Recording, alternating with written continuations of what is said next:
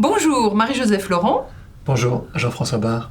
Nous sommes toujours dans la campagne pour l'élection du bâtonnier et vice-bâtonnier de Lyon 2022, qui se passera la semaine prochaine, le 24 et le 25 novembre.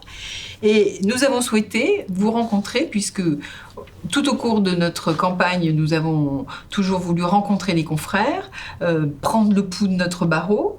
Et comme les conditions sanitaires ne nous sont pas très favorables, il a fallu qu'on trouve d'autres solutions. Et nous sommes aujourd'hui réunis au sein de notre cabinet, enfin de mon cabinet, pour cette causerie, si j'ose dire. Et nous voilà. Bon. Merci de votre accueil. Merci de votre accueil. Bonjour. Merci. Donc, on a souhaité vous rencontrer pour vous faire parler un petit peu de votre parcours. Et ce qui nous intéresse tout d'abord, c'est de savoir un peu comment vous avez été accueillis au moment où vous avez prêté serment, comment vous avez été accueillis au barreau de Lyon. Vous nous direz quel est votre parcours. Et on commence par Pauline, par exemple. Oui, alors moi, je suis avocate au barreau de Lyon depuis un petit peu plus d'1 an et demi. Et donc je suis arrivée, j'ai commencé en mars 2019, j'ai prêté serment, donc pas avec toute la promo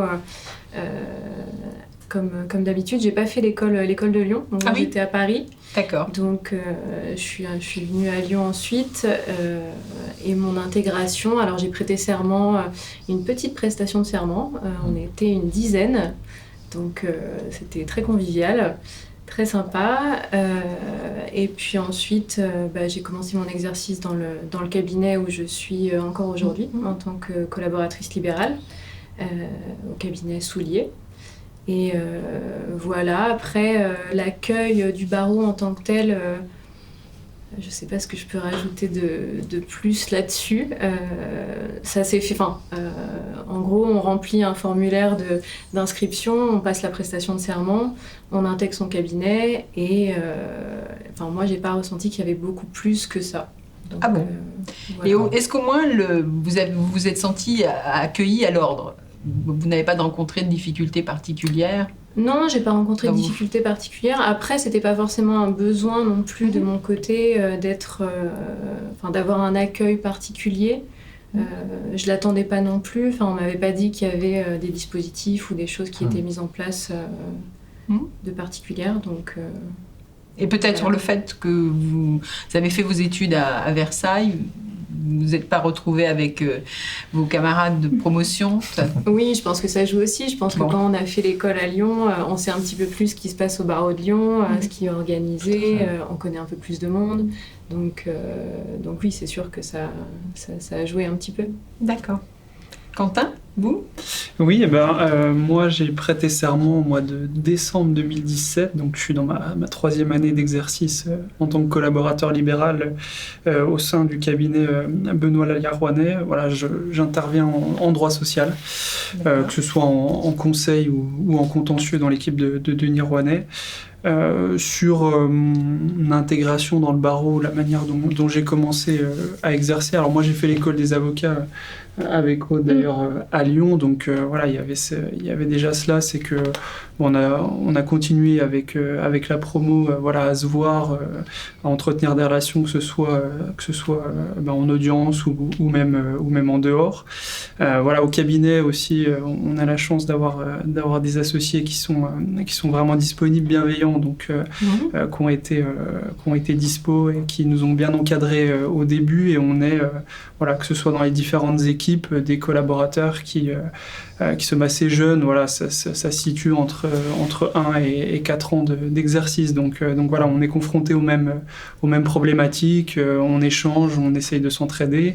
Et sur l'intégration, la dernière chose que j'évoquerais, c'est aussi, on a la chance d'être quand même un gros barreau. Il y a des choses qui sont faites au niveau de l'ordre. On a des commissions, commissions sportives notamment. Et au niveau du sport, en ce qui me concerne, c'était l'équipe de foot du barreau. Donc ça m'a permis de m'intégrer aussi par ce biais-là, puisque ça permet de voir des confrères dans d'autres... C'est très fédérateur. Voilà, exactement. Il y a plusieurs générations. On voit les confrères dans d'autres cadres que dans celui de l'exercice professionnel. Donc voilà, c'est aussi une bonne chose et tout le monde est bienveillant, j'ai trouvé en ce qui me concerne. D'accord. Donc voilà, c'est une intégration à mon sens, heureuse et facile. Vous savez que le mot heureux est important pour nous. Hein. Il y a, dans notre projet, il y a une injonction. Bonheur à être avocat. Voilà. Bonjour. Aude. Et oui, de mon côté, j'ai à peu près le même parcours que Quentin. J'ai fait mes études à Lyon, en tout cas une partie, ce qui m'a permis dès le départ, au final, de faire des stages chez des confrères du barreau, et donc même avant l'école, d'avoir des contacts avec certains confrères. Puis c'est vrai que l'école nous met quand même bien dans le bain de tout ce qui se passe au barreau. Moi en tout cas j'ai vraiment ressenti un sentiment d'intégration. Je me suis pas présentée d'ailleurs au départ, donc je m'appelle Aude, j'ai 3 ans d'exercice aussi. Comme, vous avez le droit de dire votre nom aussi, hein. Ah je m'appelle Aude Malégui alors. J'ai 3 ans d'exercice du coup professionnel. J'ai prêté serment en décembre 2017 avec toute la promotion Victor Hugo. Je suis collaboratrice depuis 3 ans dans le même cabinet Link et Associés et ça se passe très bien. J'exerce donc en tant que collaboratrice libérale en droit IMO, principalement en copropriété et à côté avec des dossiers personnels et le jeu de la collaboration qui est bien joué et c'est d'ailleurs plutôt dans ce jeu de la collaboration avec les dossiers perso qu'on se rend compte de l'accueil qui est offert aux jeunes confrères, parce que c'est plutôt dans ce cadre-là où en fait on a besoin d'avoir des renseignements pour des dossiers. Alors moi j'ai de la chance de travailler avec des associés qui sont extrêmement disponibles, donc bien sûr pour leurs dossiers, mais aussi pour pouvoir nous aider dans notre exercice professionnel propre. Et il y a une vraie communication intergénérationnelle qui se fait, c'est vraiment très agréable et très appréciable. Mais même si ça se faisait pas, on peut rencontrer aussi des confrères, soit dans le cadre judiciaire, parce que on exerce dans le milieu judiciaire et donc du coup on croise des gens en audience, on peut demander des renseignements d'une façon générale, un peu comme toi Quentin. Au tribunal, j'ai jamais eu une difficulté. J'ai toujours pu me tourner vers un confrère plus expérimenté. D'accord. Ça, c'est important. Oui, c'est important. On se sent soutenu et on se sent aussi pas laissé seul à l'abandon. Mais c'est vrai qu'il faut aller chercher l'information. Il faut pas avoir peur de se dire je vais me remettre en question. C'est sûr, on est tout jeune, on a plein de choses à apprendre. Il ne faut pas avoir peur de toquer aux portes, d'aller voir des confrères. Et ça, je peux comprendre aussi que parfois, ça peut mettre ça peut stresser un petit peu. Un peu difficile. Voilà, ça peut être un peu difficile. D'accord. Et entre vous, la jeune génération, quels sont les rapports? Comment vous percevez les uns les autres? Est-ce que vous avez là un sentiment, par exemple, de futurs concurrents ou au contraire des confrères qui devaient grandir ensemble, si j'ose dire? Comment vous ressentez les... Moi, j'ai pas vraiment un sentiment de concurrence dans les rapports avec les jeunes confrères. Alors c'est vrai qu'il y a on nous dit qu'on est de plus en plus nombreux dans la profession, qu'il va y avoir de plus en plus de concurrence. À mon époque. Voilà, donc on a toujours, rassurez-vous, on a toujours entendu dire ça. Donc voilà, alors c'est peut-être pas quelque chose de nouveau finalement, mais moi je le ressens pas. Dans les relations au quotidien avec mes confrères, il n'y a pas de difficulté. Donc vous avez, comme nous on pouvait l'avoir, ce sentiment que la confraternité passe avant tout, si j'ose dire, le sentiment d'appartenance. D'ailleurs, en parlant de sentiment d'appartenance, est-ce que vous ressentez ça, ce sentiment d'appartenance à un barreau ou à une profession? Je sais pas, c'est peut-être pas des questions que vous vous posez. Si, moi en tout cas, pour ma part, c'est le cas. C'est vrai que très tôt, on est impliqué, on est dans le bain avec l'école, et très tôt, plutôt on a cet aspect fédération qui se lie. Alors on est tous plus ou moins impliqués. Enfin, moi pour ma part j'étais dans l'association des élèves avocats de ma promotion. Donc du coup oui, il y a un côté fédérateur qui se crée. Et puis ensuite ça dépend évidemment de chacun et de ses volontés, de la volonté de chacun d'œuvrer et de mettre une pierre à l'édifice ou de bâtir autre chose ailleurs. Moi j'ai été à l'UJA aussi, j'ai eu la chance de faire un mandat de 2 ans. Donc oui, en fait, il y a des endroits où en tout cas on peut s'impliquer et du coup on peut aussi fédérer et être un élément de fédération avec les autres. Donc vous n'avez pas de sentiment d'isolement? Jamais, Non. j'imagine. Pas à ce jour, ou en tout cas si moi je l'ai eu, j'ai su trouver les oreilles, enfin en tout cas j'ai pu plutôt trouver les oreilles attentives pour soit m'aider, soit me dire mais tu n'es pas seule, que ce soit des confrères plus âgés, des gens du cabinet, même des amis. On parlait de concurrence tout à l'heure, mais j'ai plutôt l'impression qu'en fait on a tendance à aller les uns vers les autres quand on sort un peu de nos domaines de prédilection. Voilà, si jamais j'ai un problème en droit social, voilà, on a encore des contacts parmi nos amis de promotion et chez qui on peut se tourner en disant bah voilà j'ai un client mais moi je peux pas m'en occuper parce que je sais pas faire tout simplement. Tout à fait.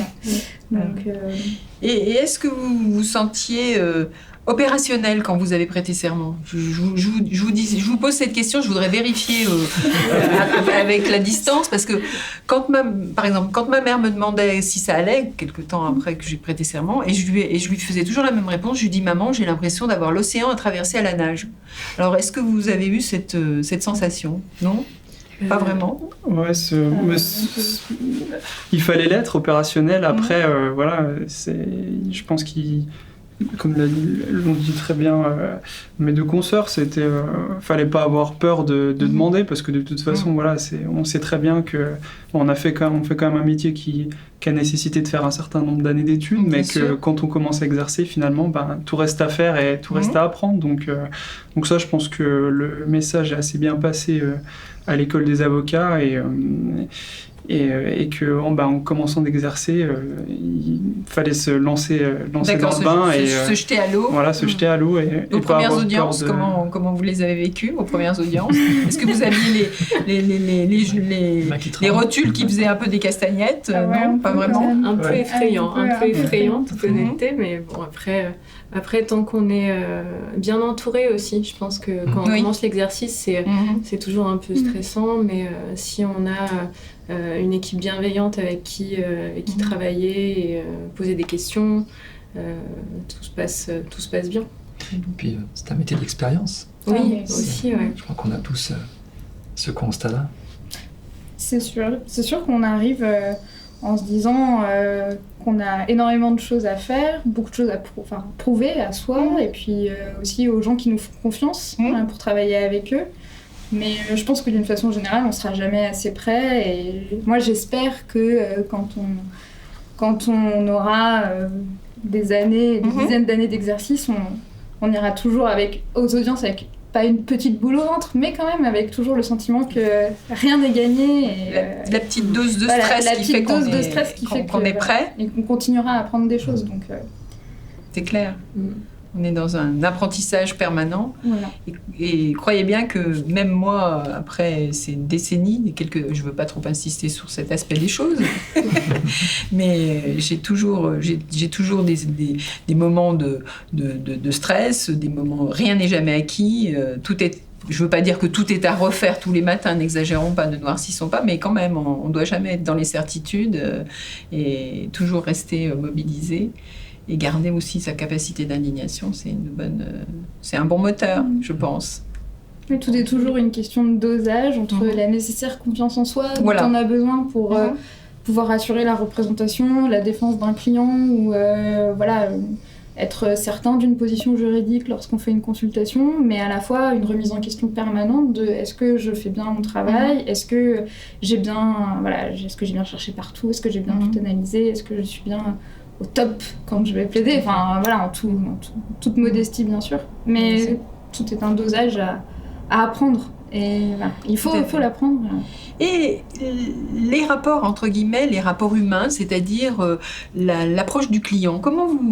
Est-ce que, par exemple, dans les premières fois où vous avez été en contact avec des clients, alors a priori clients du cabinet, et puis peut-être vos premiers dossiers, comment vous avez vécu ça? Est-ce que vous avez trouvé ça très, très, très simple, très facile, ou au contraire, un petit peu, je sais pas, je veux pas faire les questions et les réponses. Hein.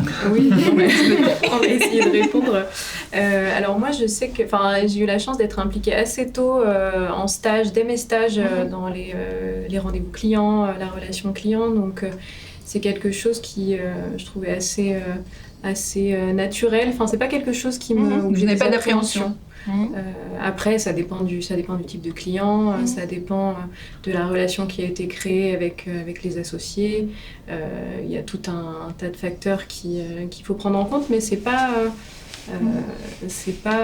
un élément stressant. Une source de stress. Et vous, Quentin, Moi, j'ai un peu le même sentiment, puisque moi, je fais tous mes stages dans le même cabinet, donc avant d'y exercer. Donc, j'ai été associé très tôt, on va dire, à tout le processus, que ce soit rendez-vous client, les audiences, etc. Donc, quand il s'agit de recevoir les clients tout seul la première fois, c'est pas quelque chose où j'ai vraiment eu de l'appréhension. D'accord. Après, c'est sûr qu'avec avec l'exercice, on gagne en confiance, donc forcément la relation... Vous n'aviez pas peur qu'on vous pose une question, parce que comme je dis, la question à 100 sous, à laquelle vous ne vous attendez pas et... Oui, mais je pense qu'on l'a toujours un peu maintenant, mais bon, il faut savoir aussi reconnaître quand on ne sait pas, voilà. Au lieu de dire n'importe quoi, je pense que c'est important. Parfait, et après, avec l'expérience et l'exercice, on acquiert plus de confiance, et forcément, ce relationnel-là avec les clients, il évolue au cours du parcours professionnel. Et vous, Maud? Dans l'ensemble, c'était aussi à peu près ce que Quentin et Pauline ont décrit. Ce qui est impressionnant, effectivement, au début, en fait, on accompagne toujours un peu l'associé. En tout cas, pour moi, c'est comme ça que ça s'est passé. Et puis, au fur et à mesure, on commence à s'occuper des clients tout seul. En tout cas, à recevoir les clients tout seul. Moi, il y a des moments où vraiment je pouvais dire très honnêtement que j'étais pas très à l'aise sur ce dossier. Je préférais que je sois accompagnée. Dans ce cas-là, il a pu y avoir des retours. Et puis après, sur les clients personnels, c'est vrai que c'est des clients qui viennent vous voir vous et qui vous font confiance à vous tout seul. Et c'est à ce moment-là, on a besoin de cette part de confiance, de confiance en soi, de se dire en fait, je vais quand même aider ces personnes-là, je vais leur rendre un service parce qu'aujourd'hui elles ont besoin d'avoir accès au monde judiciaire où elles ont besoin d'un conseil. Et en fait, ça nécessite, de pas flancher, en tout cas de pas avoir peur. Mais dans l'ensemble, les rapports se passent plutôt bien. Après, j'imagine que ça dépend bien sûr de la clientèle qu'on a, et puis aussi de la matière dont on exerce, dans laquelle on exerce, effectivement. Mais si je résume tous les trois, vous êtes... c'est l'impression que j'ai, c'est que vous êtes, depuis le début de votre activité, dans les cabinets où vous vous êtes sentis accompagnés par vos cabinets. Oui. Dans votre progression. C'est plutôt une relation assez idéale, et on en est content pour vous, parce que c'est pas toujours les propos que nous tiennent tous les jeunes confrères. Donc c'est à remarquer. Et puis on a composé aujourd'hui cette discussion sans choisir précisément le pourquoi vous croyez bien. Donc du coup, je trouve que c'est formidable de tomber par hasard sur trois confrères qui me semblent être dans des collaborations heureuses. Oui. Voilà. C'est plutôt...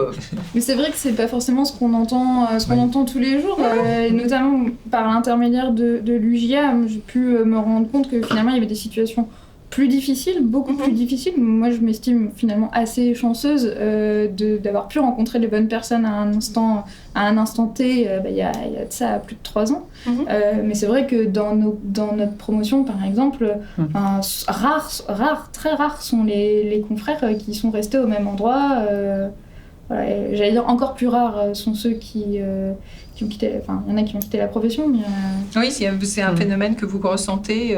les confrères qui quittent la profession de nos générations, ils sont peut-être un petit peu plus âgés, je pense, entre 5 et 10 ans d'exercice. D'accord. Mais oui, on en connaît. Oui, Ouais, mais les expériences malheureuses, ça, oui. Pour échanger avec les confrères de notre promotion, oui, on en connaît pas mal. Donc c'est là que c'est important qu'on ait l'ordre qui puisse, qui puisse être là, qui puisse accompagner les confrères. Voilà, parce que il y a beau avoir la confraternité, mais ça fait pas tout entre confrères. On peut pas trouver toutes les solutions. Donc d'avoir un ordre qui est là, qui est fort, qui est important, qui est là pour les confrères, c'est Et de ce point de vue, qui est vous important. trouvez que notre ordre réagit suffisamment, est suffisamment présent? Vous avez liberté totale de... Ouais, après, je parle pour moi. Donc là, Oui.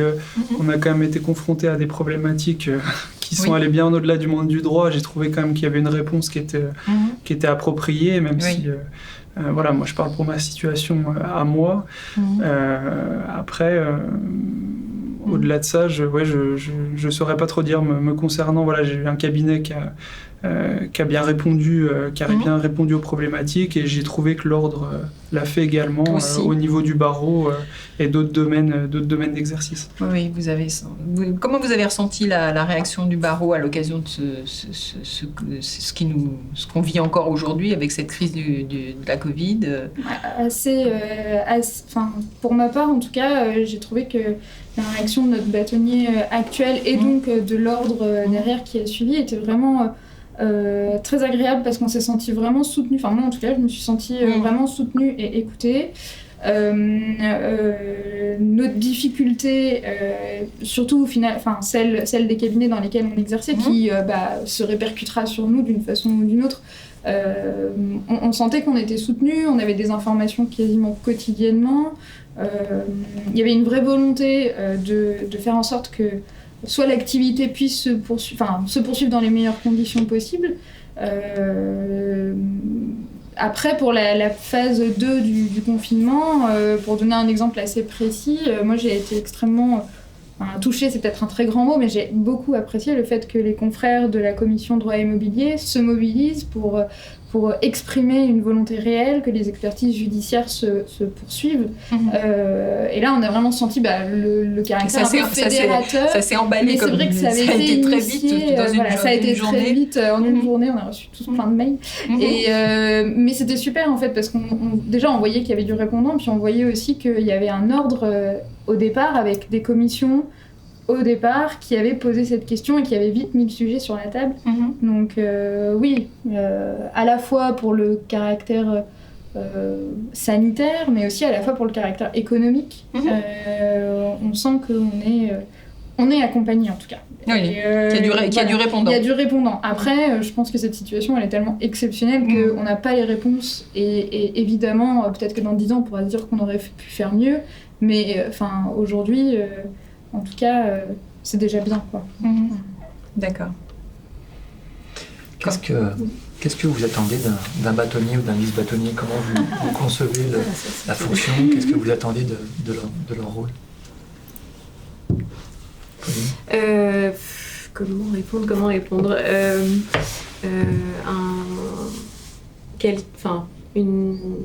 Moi, ce que j'attendrais d'un bâtonnier, c'est une figure un peu fédératrice, un peu comme un chef de tribu.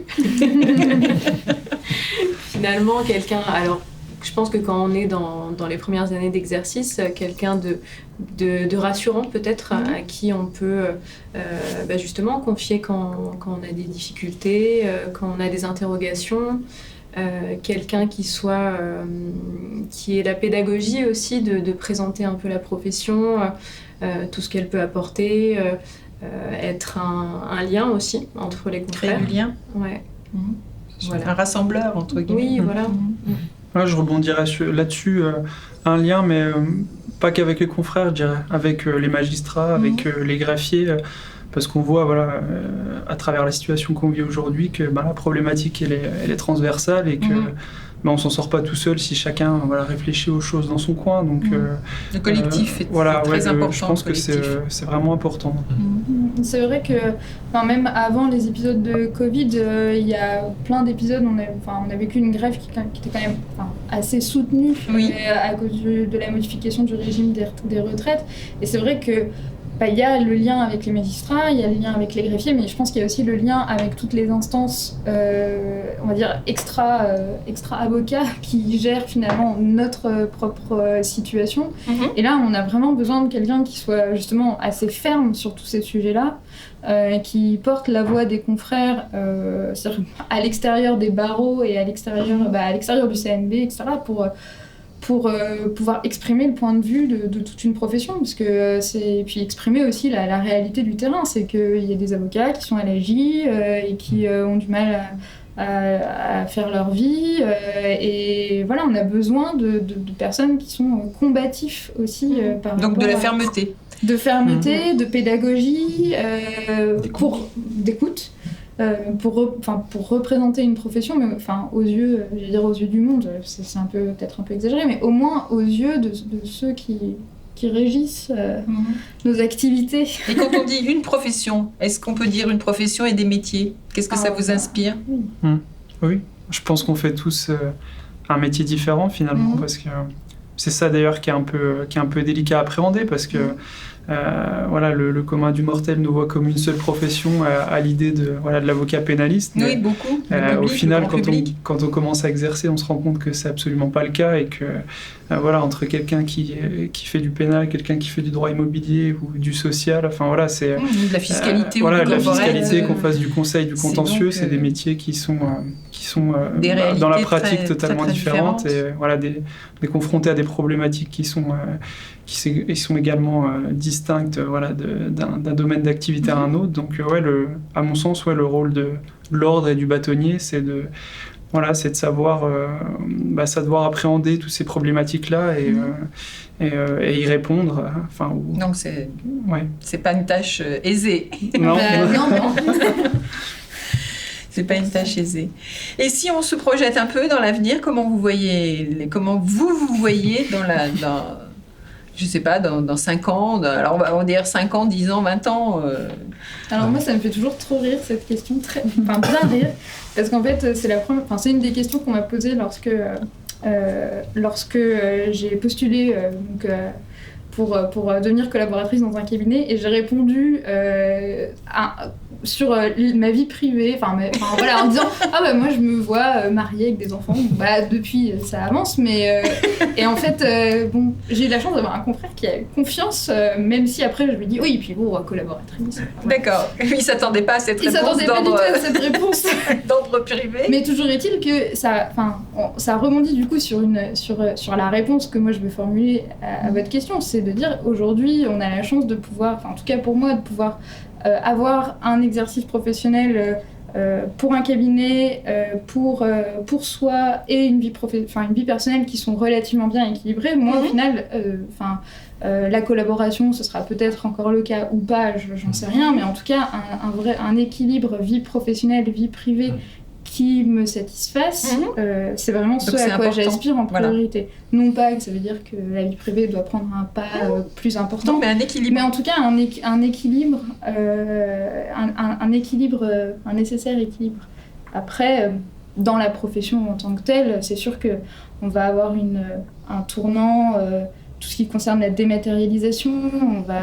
J'ai peur qu'on soit de moins en moins amené à plaider, donc... on va avoir, il va y avoir des choses qui vont changer, mais il faudra qu'on soit accompagné. Bien sûr. Pourquoi moins plaider ? Vous croyez qu'on va pas réussir à gagner cette... et peut-être, comme nous l'avons écrit, peut-être plaider moins pour plaider mieux, peut-être. Ah, mais ça, c'est ce qu'on aimerait aussi. Après, c'est sûr qu'on voit aussi, malheureusement... l'état de notre système judiciaire qui, du coup, est finalement pas très très encourageant à la plaidoirie, on va pas se mentir. Il y a certes des matières qui le nécessitent pas, mais il y en a d'autres qui le nécessitent. Et on verra de quoi l'avenir sera fait, c'est sûr. Mais vous voyez avocat, de toutes les façons. Évidemment, on a tous un lointain désir d'aller élever des chefs dans le Larzac en cette période de confinement. Voilà. Mais en tout cas, oui, aujourd'hui, la question c'est... Oui. Oui, vous voilà. Après, êtes un peu comme nous quand on a... Enfin, je parle pour moi, mais je fais partie d'une génération, quand on prêtait serment, on pensait qu'on serait avocat toute notre vie. Oui, je voulais savoir si vous, dans votre génération... Moi, en tout cas, j'aime bien le caractère libéral de la profession. Le fait de pouvoir avoir ses propres clients, ses propres dossiers et de mener sa propre barque, que ce soit... D'accord. Donc, en fait, c'est vrai que le salariat, de ce côté-là, ne pourra pas m'offrir ça, ou en tout cas pas au point où je le souhaite. Mais après, de là à dire que j'exercerai exactement de la même façon, je pense pas. Je pense que justement, le bonheur de cette profession, c'est de pouvoir continuer à se documenter, continuer à apprendre d'autres matières, continuer à aller plus loin et à avoir des dossiers peut-être plus compliqués, plus complexes, qui nécessitent d'autres capacités, aller chercher d'autres ressources en nous. Donc j'espère en tout cas que dans 20 ans, je serai toujours avocate, mais que mon exercice sera différent, encore plus intéressant. Plus passionnant. Voilà. Donc une avocate heureuse. Oui, d'une façon générale, une avocate heureuse. Quentin ? Moi, c'est un peu la même chose me concernant. On voit que, malheureusement, on va avoir des discours qui seront similaires. Non, mais on a quand même le sentiment que les choses ont pas mal évolué, parce qu'on sait que maintenant, voilà, on exerce un métier. Nous, c'est un peu particulier, mais on n'est pas enfermé dans ce métier-là jusqu'à la fin de notre vie professionnelle. Après, me concernant, c'est une aspiration que j'ai quand même toujours de pouvoir exercer ce métier d'avocat. Mais on sent que les choses quand même évoluent sur l'équilibre vie professionnelle, vie privée. C'est des choses qui, je pense, évoluent avec le temps, et c'est des sujets qui sont aujourd'hui importants. Après, moi, me concernant dans quelques années, c'est vrai que c'est ce que Aude a dit, c'est l'avocat entrepreneur, c'est quelque chose qui est important. Enfin voilà, on a envie, je pense que c'est le libéral d'avoir sa clientèle, d'avoir une certaine liberté. C'est des choses pour lesquelles on a envie d'exercer ce métier-là. Donc à terme, dans quelques années, c'est d'avoir sa propre structure, d'être associé dans un cabinet. Donc voilà un peu ma vision à quelques années de la profession. Oui, je pense qu'il faut après. Il faut être confiant de toute façon. Mais vous prêchez deux convaincus, hein. Oui. Rappelez-vous notre punchline. Mais il faut quand même rajouter que nous, on est dans cette démarche-là de se dire, on apprécie le caractère libéral de la profession, mais je pense aussi qu'il est important de se rappeler qu'on peut exercer cette profession en étant salarié et en vivant extrêmement bien la situation, ou en étant collaborateur. Vous avez parfaitement raison. Et en vivant extrêmement bien cette situation, et bien entendu, l'idéal, ce serait qu'au final, tous les confrères puissent exercer et ne soient pas limités, en fait, parce que c'est difficile d'être collaborateur après plusieurs années d'exercice. Enfin, c'est vrai que l'idéal, ce serait que chacun puisse exercer comme il le souhaite, avec ou non cette charge de devoir aller à la pêche aux clients. Enfin, voilà, Voilà. Si on veut pas faire ça, c'est important de pouvoir ne pas le faire. Enfin, exactement. Vous avez parfaitement raison. C'est un peu notre point de vue. Et vous, Pauline ? Moi, je vais pas être très novatrice. Déjà, après 1 an et demi d'exercice, j'ai encore un peu de mal à me dire dans 5 ans, dans 10 ans, je serai... Un peu tôt. Un peu tôt pour me projeter vraiment, ou vraiment me dire je serai associée, collaboratrice, seule ou dans un cabinet. Mais en tout cas, je pense que j'ai aussi à cœur d'essayer de trouver un équilibre vie pro, vie perso, trouver de l'épanouissement dans ma profession, dans mon exercice, quelle que soit la forme que ça prend. Ensuite, je pense que j'ai plus qu'une vision, des axes un petit peu que j'ai envie de développer. Je fais beaucoup de contentieux, donc j'aimerais bien creuser le côté résolution amiable, la médiation, ce genre de choses, ça m'intéresse beaucoup. Je suis très internationaliste dans ma pratique, et du coup ça c'est quelque chose que j'ai envie de creuser et de maintenir. Développer une expertise aussi. Je pense que dans mon cabinet, j'aime beaucoup ce que je fais, et je pense que développer des compétences, creuser les connaissances, c'est vraiment quelque chose qui apporte beaucoup.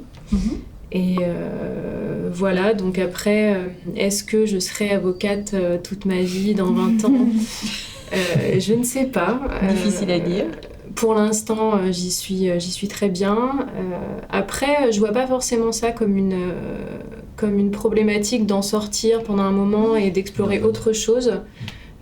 Salariat, je sais pas, parce que j'aime bien aussi le côté indépendance et liberté que peut apporter la profession. Mais créer une entreprise, essayer un autre secteur professionnel, et puis ensuite y revenir. Parce que je pense qu'être avocat, c'est aussi... on a des compétences techniques qui sont très spécifiques au droit, mais je pense aussi que c'est une profession où on a une rigueur, on apprend à réfléchir d'une certaine façon, on sait s'exprimer, on apprend à convaincre. Plein de choses, plein de compétences qui, à mon avis, sont transférables dans d'autres professions. Oui. Donc voilà, on verra ce que l'avenir nous réserve. Ça passe vite. Hein. Oui, il paraît. Hein. Si on veut un petit peu faire résumer les propos qu'on a recueillis, on a, par hasard, hein, je répète, c'est vrai. On a eu la chance ce soir de recevoir 3 confrères, 3 jeunes confrères, mais 3 confrères très heureux. Et on peut dire ça comme ça ? Oui. Oui. Et donc, si je conclus, je dirais qu'au barreau de Lyon, nos confrères sont plutôt heureux, bien accueillis, bien accompagnés. On ne peut pas faire une généralité puisque, comme vous le dites, mais c'est quand même un exemple à donner. Ce sont nos retours, en tout cas. Retour à vous. Pour souligner qu'il y a, en tout cas, nous, on a été bien accueillis et on reste, mais c'est sûr qu'il y a encore plein de choses à mettre en œuvre et plein de choses à faire. Ça, et c'est aussi le rôle de l'ordre. Hein. Voilà. D'aller solutionner les difficultés qui sont remontées. Oui, et puis aller de l'avant. Aussi. On peut retenir également un souhait chez vous 3, mais je pense que vous êtes assez représentatif de votre génération, de trouver le bon équilibre entre la vie personnelle et la vie professionnelle, ce qui est, à mon sens, un peu une nouvelle donne quand même dans notre profession par rapport à des générations antérieures où on était plutôt le travail avant tout et puis parfois la vie personnelle. Donc je trouve que c'est une bonne piste. Et on ne peut que vous inciter à maintenir le cap. En tous les cas, on vous remercie très, très sincèrement et chaleureusement d'avoir répondu à notre invitation. Merci à vous. Pour nous permettre de venir confirmer des sensations, des impressions qu'on a pu avoir au travers de tous les entretiens, ce qui souvent étaient des entretiens téléphoniques avec nos confrères. Et voilà. On vous souhaite une bonne continuation, une très belle continuation. Merci, vous aussi. Merci aussi. Et quoi qu'il arrive, pratiquez, retenez ça, pratiquez l'optimisme de combat. On retient. Merci à vous.